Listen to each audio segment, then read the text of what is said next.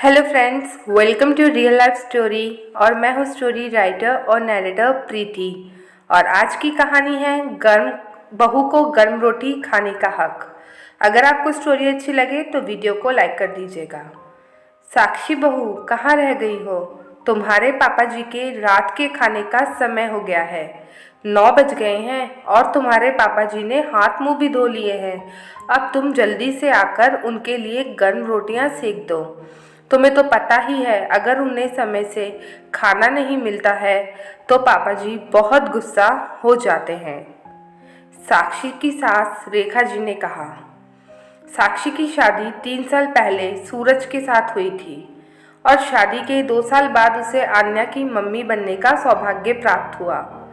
पर प्रेगनेंसी के बाद से ही साक्षी के शरीर में बहुत शारीरिक बदलाव आए और वे बहुत कमज़ोर हो गई और कमज़ोरी के कारण उसे थकान और चक्कर की शिकायत भी रहने लगी थी। वैसे तो साक्षी की सासू माँ उसका पूरा ख्याल रखती थी और साथ में अपनी पोती आन्या का भी खिलाना पिलाना नहलाना सारे काम रेखा जी ही करती थी। पर रेखा जी के घुटनों और पैरों में दर्द रहने की वजह से वह रसोई में ज़्यादा देर खड़ी नहीं रह सकती थी और इसलिए वह खाना भी नहीं बना पाती थी।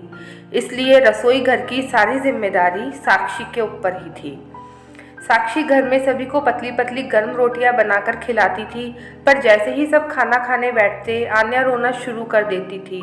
उसे संभालने के चक्कर में साक्षी आखिर में अपनी 3 रोटी की एक मोटी रोटी तवे पर सेक लेती थी, जिससे उसे ज़्यादा समय नहीं लगे रोटी बनाने में और वह आन्या को भी संभाल सके।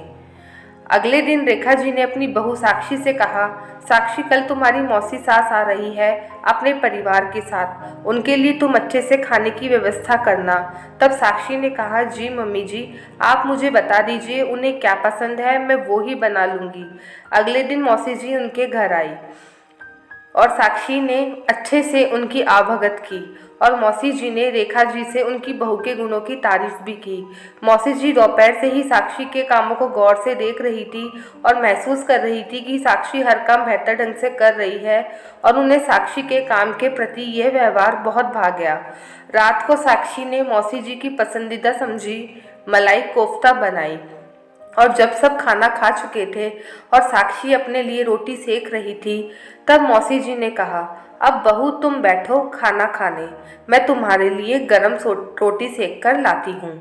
तब साक्षी ने कहा, अरे नहीं मौसी जी, आप परेशान मत होइए, मेरी तो आदत है ठंडा खाना खाने की। पहले आन्या को दूध पिलाऊंगी और फिर इसे मम्मी जी के पास छोड़कर शांति से खाना खाऊंगी। ये देखिए, मैंने तो अपने लिए रोटी भी बना ली है। तब मौसी जी ने रोटी को देखकर कहा, हमको तो बहू तूने इतनी पतली पतली रोटियां बनाकर खिलाई और तुम केवल एक इतनी मोटी रोटी कैसे खाओगी? अरे मौसी जी, आन्या को भी तो संभालना होता है, इसलिए मैं 3 रोटी की ही 1 रोटी बना लेती हूँ। तब मौसी जी ने साक्षी से कहा, बहू तुम तो मेरी बात समझोगी नहीं, मैं तेरी सासू माँ से ही जाकर इस बारे में बात करती हूँ। और मौसी जी ने रेखा जी से कहा, तुम्हारी बहू हमें तो पतली पतली गर्म रोटियां बनाकर खिलाती है और खुद के लिए 3 रोटियों की एक मोटी रोटी बनाती है और फिर उसे ठंडी खाती है।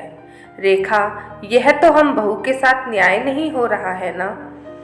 रेखा जी, साक्षी का भी तो गरम गरम और पतली रोटी खाने का मन करता ही होगा ना, तो फिर ये कैसे संभव है?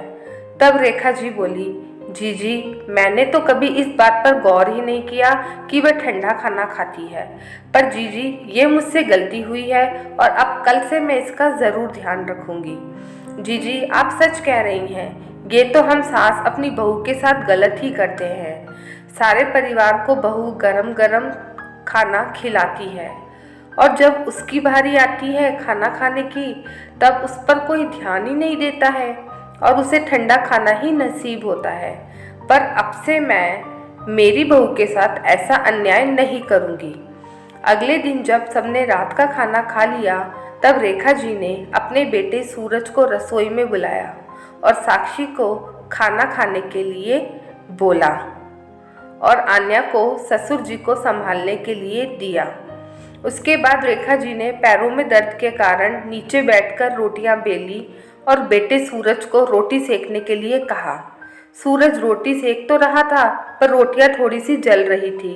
पर साक्षी को वे जली हुई गर्म रोटियां भी इतनी स्वादिष्ट लग रही थी, क्योंकि उसमें उसकी सासू माँ और पति का प्यार भरा हुआ था। धीरे धीरे सूरज की रोज की ड्यूटी लग गई थी रोटी सेकने की, और अब सूरज बिल्कुल परफेक्ट रोटियां सेकना सीख गया था, अपनी माँ के कारण। धन्य हो ऐसी सासू माँ जिसने गरम रोटी खाने का हक अपनी बहू को भी दिया, और अब साक्षी भी शाम का गरम खाना खाने लगी थी। अगर आपको स्टोरी अच्छी लगी हो तो वीडियो को ज़रूर लाइक कर दीजिएगा, और आपके कुछ भी सुझाव हो तो वो ज़रूर मुझे कमेंट सेक्शन में बताइए। मैं ज़रूर उनमें सुधार लाने की कोशिश करूँगी। तो मिलते हैं नई कहानी के साथ में।